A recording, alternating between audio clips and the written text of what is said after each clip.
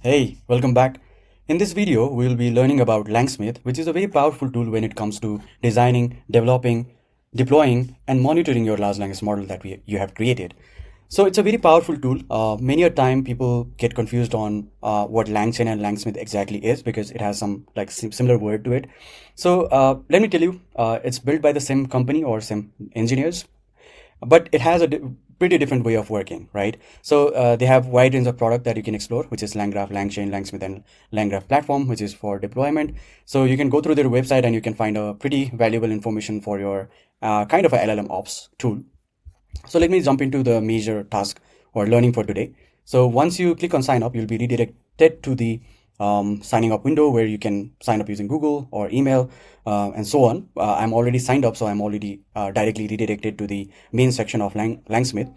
So once you get into LangSmith dashboard, you'll see that there is a lot of things going on. One is setup tracing, run an evaluation, and also try and playground.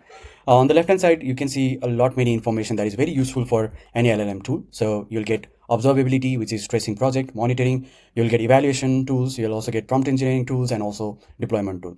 So let's jump into what LangSmith exactly does. So you can already learn through our content that we have put in the publication, but also to demonstrate on how it works, I'll just give you a quick overview.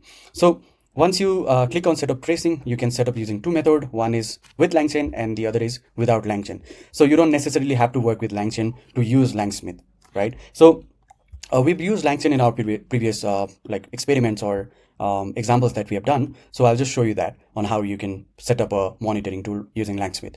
So once you come here, you'll be able to generate an API key. This will be a very unique identifier for each of your project.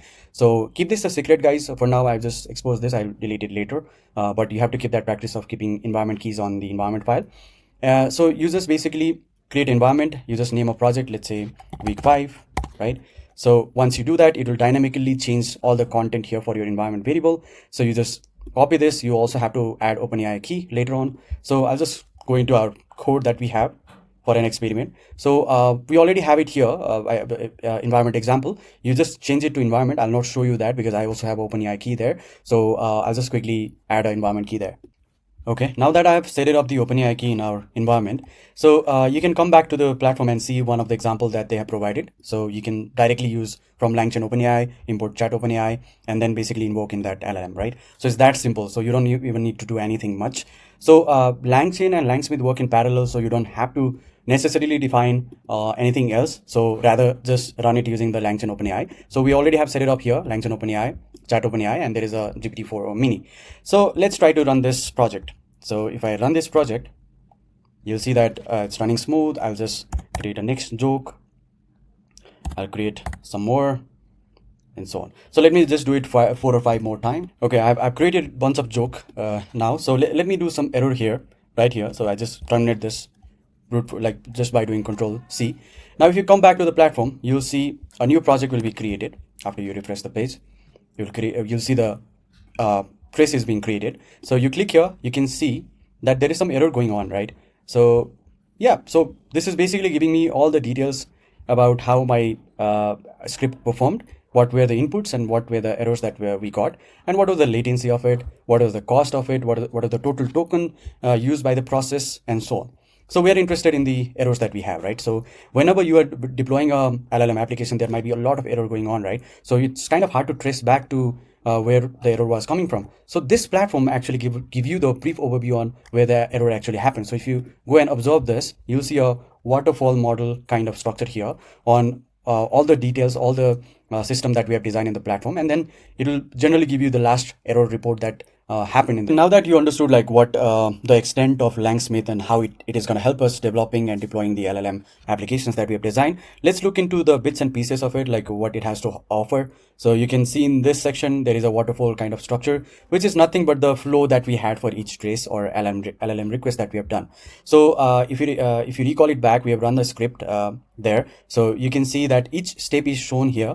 The very first step was show menu, which is nothing but what you get when you run the script in the previous exercise, and it basically has a choice which we choose and then it basically has a route choice that we have built, and it has an output of fetch joke, right? If you have n, then it has to fetch joke, and then there is a writer system, which is basically writing a joke for us using a chat OpenAI, where we have defined some prompt to it, right? So you can see you are a brilliant comedian who writes developer joke and so on. So based on all this, it is generating us the joke on something, right? And then finally, there was a critic system, which is approving and disapproving the joke that the LLM has created, and then basically shown to us in the terminal, right? If you remember the script back then. And again, the menu was shown, and we have done some choices here. It was N, and then again, it started generating the joke for us. So the whole workflow here, the flow here is nothing but the flow that we have done when we ran the script previously, right? So let's do it once again on on a different scenario. Let's run it again. So if you run it, you just choose different joke. So it gave us some joke again. Okay, that's it for today. So why did the Python developer break up with the Java developer? Because they couldn't handle the 𝗂𝗏𝗁𝗍, too many arguments. Okay, this is kind of funny. So let's say this time we terminate this process ethically, right? You just do Q and then it terminated, right? It doesn't have any error to show.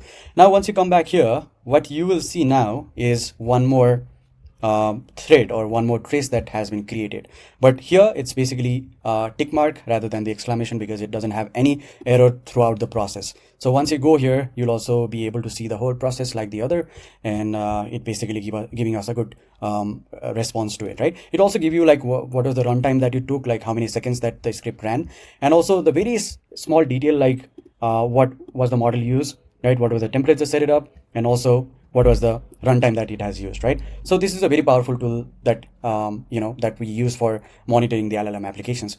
Now it also provides a very fancy dashboards that you can go and check out. So there's a pre-built dashboard. If you go on week 5 here, you'll see all the requests that we have done so far, and also the beautiful graph.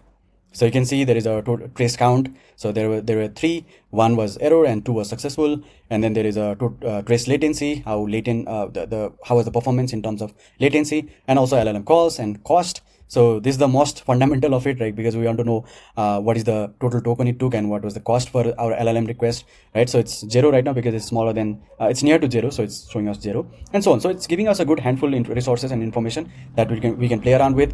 Maybe we can fix some prompts later on if the cost is quite higher than the usual, and so on.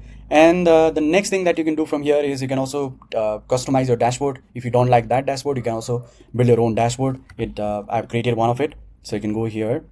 So it's just a small dashboard that shows test graph, which is run count, and also total token and prompt token it took, right? So it's that handy for like tool that you can use. And then we have evaluation. You can also set an experiment. You can also pass a data set to a particular LLM and run it iteratively. We have annotation queues. You can also set it that way. And then you have prompt engineering. You can also go here and create your own prompt or try a predefined prompt here. You'll also get a public prompts. So I'll just show you one. So you see, yeah, there is already a prompt. You can just send a variable and get a request, and also finally deploy the whole LLM app. So I hope you understood